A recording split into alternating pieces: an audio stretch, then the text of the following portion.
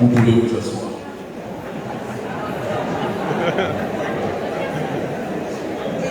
Nous sommes debout depuis des siècles, nous pouvons nous asseoir ce soir.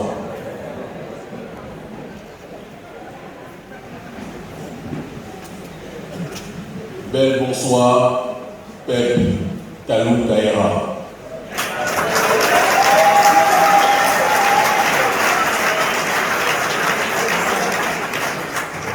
L'honneur, respect. Les ancêtres, pas qu'à mort.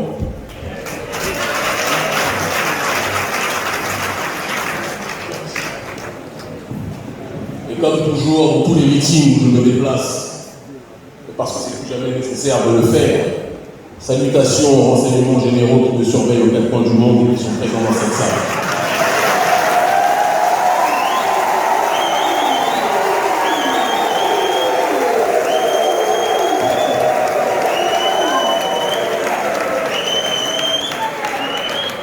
Qu'ils sachent que nous savons qu'ils nous surveillent, mais qu'ils sachent que nous aussi nous les avons à l'œil. Et que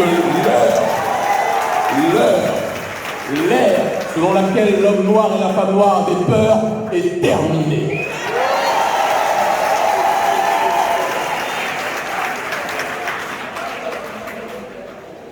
Je ne peux pas commencer ce meeting, cette réunion de nègres marrons, parce que c'est de ça dont il s'agit en ce début de XXIe siècle. Cette réunion de nègres marrons, sans remercier la maman qui nous a permis d'avoir cette salle pour cette réunion, Madame Pau. Je vous demande de l'applaudir fortement, s'il vous plaît.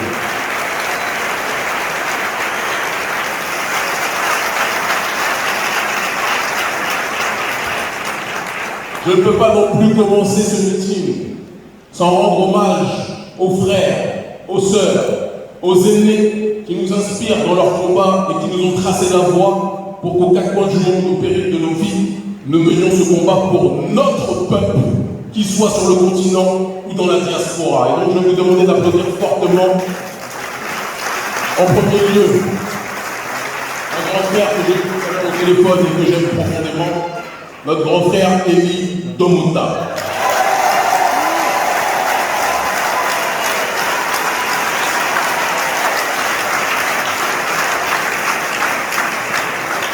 Je vous demande de faire de même pour un aîné qui aime beaucoup plus être dans l'ombre et qui est un guerrier extraordinaire, Gabi Clavier.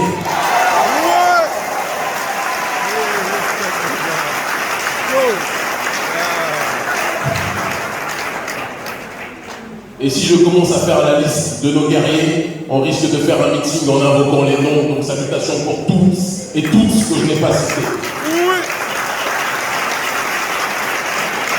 Évidemment, je ne peux pas commencer ce meeting sans demander à applaudir ma maman, ma grande sœur Marie Guadeloupe. Applaudissez-la fortement, s'il vous plaît.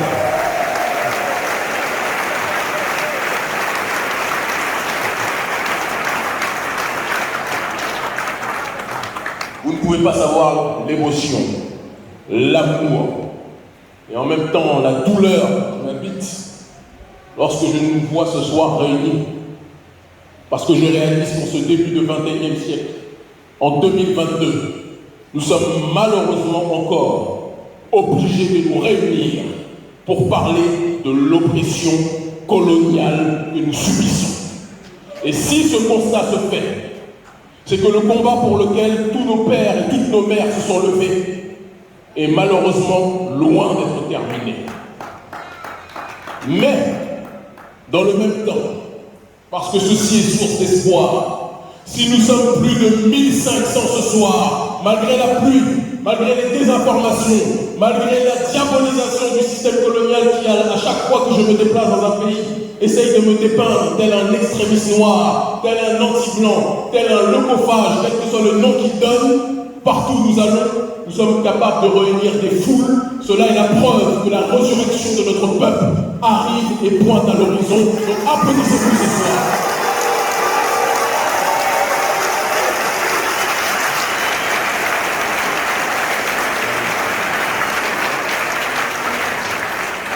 J'ai vu un drapeau de Centrafrique, je crois. Tu t'es trompé de coin, mais on est ensemble. C'est la famille. Un seul peuple et même peuple, quels que soient vos drapeaux, quelles que soient vos classes sociales, quelles que soient parfois les différences et les divisions qu'on veuille entretenir, pour le reste de l'humanité, nous serons toujours un seul et même peuple. Il faut s'en rappeler.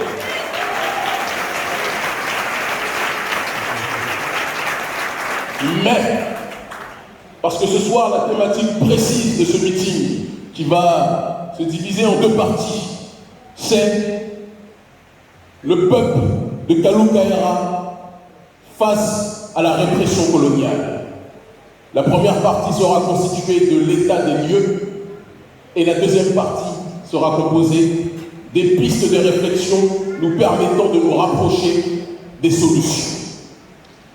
Comme l'ont dit tout à l'heure les membres de la famille des grands frères, que je vous demande encore une fois, s'il vous plaît, d'applaudir, quitte à en saigner des mains s'il le faut. Applaudissez-les.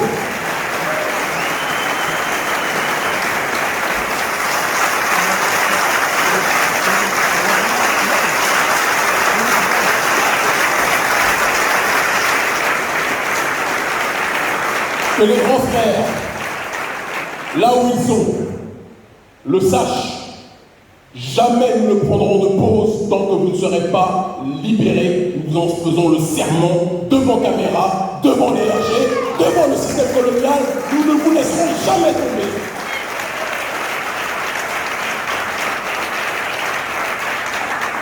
Comme ils l'ont dit, comme les familles l'ont dit, il était prévu que nous venions comme nous le faisons tout le temps. Vous savez que je préside une ONG, Urgence panafricaniste, qui a comme spécialité de venir en aide aux populations africaines ou afro-diasporiques qui subissent le processus colonial, quel que soit l'endroit où ces populations sont installées. C'est notre mission de vie, c'est le sacrifice de notre vie.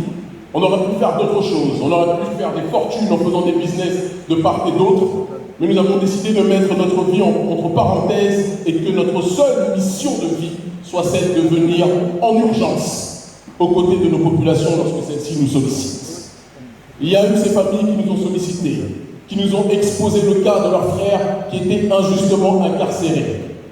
Et nous n'avons pas vu, comme la plupart d'entre vous, vous avez eu le même sentiment que nous, je pense, dans cette affaire, une affaire de droit commun, des frères qui seraient des délinquants et qui auraient commis des exactions et qui par conséquent auraient été incarcérés. Nous avons vu la résistance à travers leur arrestation inique, à travers leur arrestation injuste d'un système colonial qui ne dit pas son nom. Et si ces frères ont été arrêtés, c'était pour, comme ils l'ont toujours fait, durant la période de l'esclavage, durant la période de la colonisation, et durant la période actuelle du néocolonialisme globalisé, attraper certains d'entre nous, les réprimer, les persécuter pour semer la peur vis-à-vis du reste de la population. Mais qu'ils sachent que la peur est en train de changer de camp.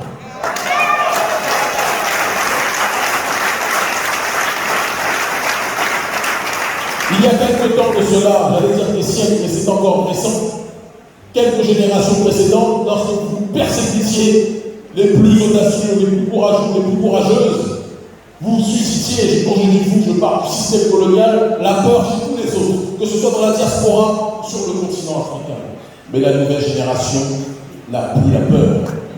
La nouvelle génération n'a plus peur de rien si ce n'est de Dieu. La nouvelle génération ne veut plus continuer à vivre à genoux, elle veut continuer à agir et à vivre debout pour tracer un sillon pour les futures générations, pour nos enfants en tant que tels. Nous n'avons plus peur de rien. Ils nous ont incarcérés, ils nous ont brutalisés, ils nous ont humiliés, ils ne cessent de nous diaboliser. Mais nous n'avons peur de rien. Pourquoi? Parce que dès lors que l'on comprend que leur monde n'est pas notre monde, que leur système de valeurs n'est pas notre système de valeurs, les mots qu'ils disent contre nous n'ont plus aucune importance. Et c'est quelque chose qui doit rentrer dans les têtes.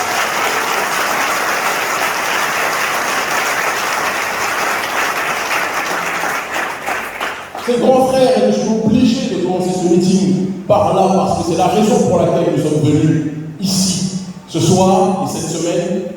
Ces grands frères, pour nous, symbolisent, synthétisent la situation coloniale de notre peuple dans les territoires appelés de manière impropre d'outre-mer. Ces derniers comme la plupart des partis patriotiques, que je vous demande s'il vous plaît d'applaudir fortement, d'accord, c'est très important. Il faut les applaudir, il faut leur rendre l'honneur et le respect aussi. Ces grands frères, à leur façon et avec leur méthodologie, contribuaient à éduquer une jeunesse. Une jeunesse que le système voulait voir être désœuvrée. Une jeunesse que le système voulait voir s'entretuer. Parce qu'il faut dire les choses telles qu'elles sont. Lorsque nous sommes dans une démarche de prendre les armes qu'ils nous livrent pour nous entretuer, le système est content. Ça fait partie de leur plan. Lorsque nous prenons les drogues qu'ils laissent chez nous passer, que parfois le système organise lui-même en termes de trafic, lorsque nous nous droguons, le système est content parce que ça fait partie de leur plan. Mais lorsque nous décidons d'arrêter la drogue, d'arrêter la violence entre nous, d'arrêter la haine entre nous, d'arrêter la jalousie entre nous, mais de propager l'amour, l'amour entre nous devient un crime contre l'humanité pour ce système parce qu'ils ne veulent pas nous voir ensemble. Oui.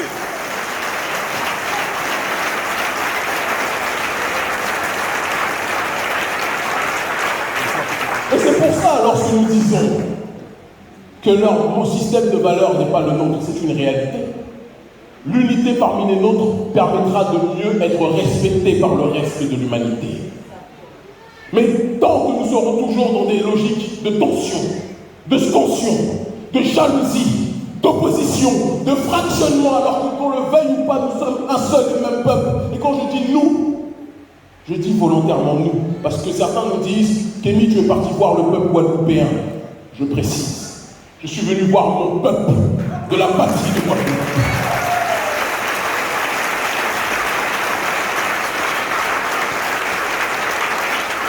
On aura beau se différencier, on aura beau chercher des nuances entre nous, comme un lion lorsqu'il voit un lion qui a une autre teinte dans la jungle, mais le lion face au hyène sera toujours, que vous vouliez ou pas, un lion.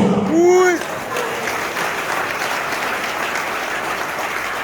Et donc, dans cette continuité de l'état des lieux, cette répression a été, comme je le dis, la synthèse d'un système qui oppresse, qui étouffe, qui asphyxie notre peuple depuis trop longtemps, que ce soit ici en Guadeloupe, que ce soit en Martinique, que ce soit en Guyane, mais que ce soit aussi dans les pays d'Afrique francophone. Et ce système-là, on l'appelle le système impérial, colonial français en tant que tel. Et il faut qu'on ait le courage de mettre un nom sur ce mal qui nous ronge. C'est ce mal-là qui fait en sorte que là où d'autres départements français qui subissent ne serait-ce que le millième de ce que nous subissons, sont capables d'être dans une logique de se révolter, ils sont capables de susciter le déploiement des forces françaises pour essayer d'être à l'écoute des populations. Nous sommes ici en Guadeloupe dans une situation de déshumanisation chronique. On traite la population comme on ne traiterait aucun autre département français. Aucun. Il faut qu'on soit capable de le dire. Ce n'est pas de la victimisation, c'est une constatation. Les Corses subissent le millième, je dis bien le millième de ce que vous subissez, mais regardez comment ils font trembler, ils secouent l'État français, parce que pour eux, ce millième-là déjà n'est pas acceptable. Mais le système colonial français a été habitué à ce que nous tolérions tout. Nous sommes le peuple qui tolère le plus la violence contre nous. Nous sommes le peuple qui tolère le plus la persécution contre nous. Nous sommes le peuple qui tolère le plus l'empoisonnement contre nous. Il parie sur le fait que nous nous rebellions pendant une période courte et puis que nous revenions à nos activités. Et qu'à chaque fois qu'on a la coupe pleine, on décide de manière réactionnaire de se réunir pour nous faire entendre. Leur avantage, c'est que nous sommes toujours dans la réaction, au lieu d'être de manière continue dans la construction.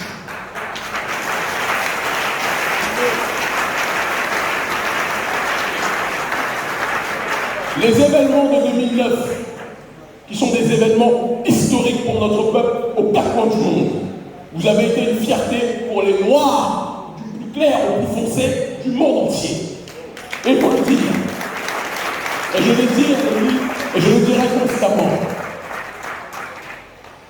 Mais la plus grande victoire du système colonial français, ça a été en essayant de corrompre les uns ou de monter les uns contre les autres, en essayant de créer des tensions entre les uns et les autres, de tout faire pour essouffler la contestation et isoler le leadership résistant qui avait compris les mécanismes de domination du système colonial contre notre population.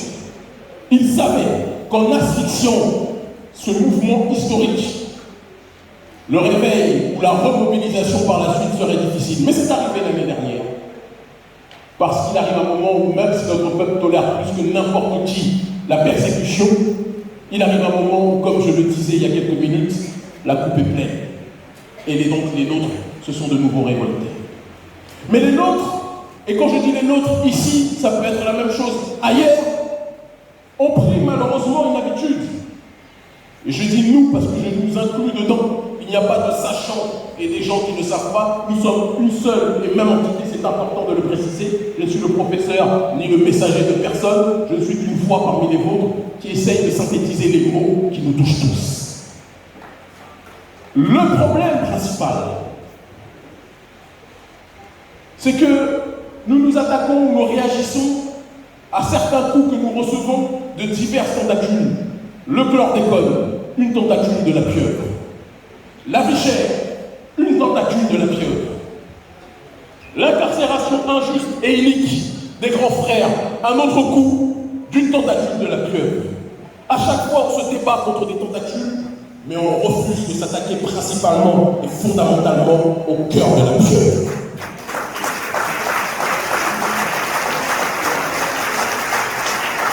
Et la question, c'est pourquoi?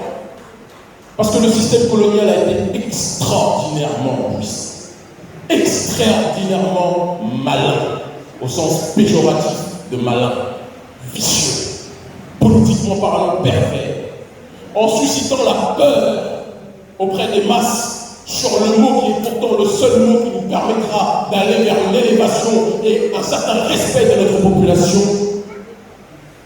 le mot décolonisation.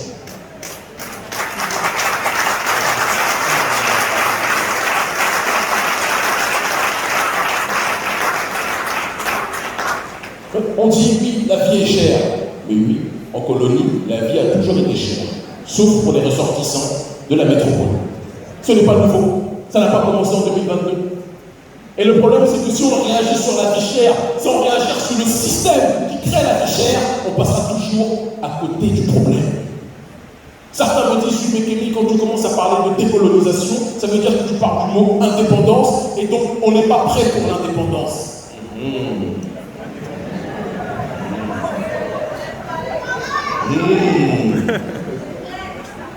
On n'est pas prêt pour l'indépendance. On va se tuer à acheter des produits qui coûtent super cher dans leur supermarché, alors que nous avons dans nos terres des produits qui peuvent nous guérir constamment sans venir payer cher, comme ils le disent.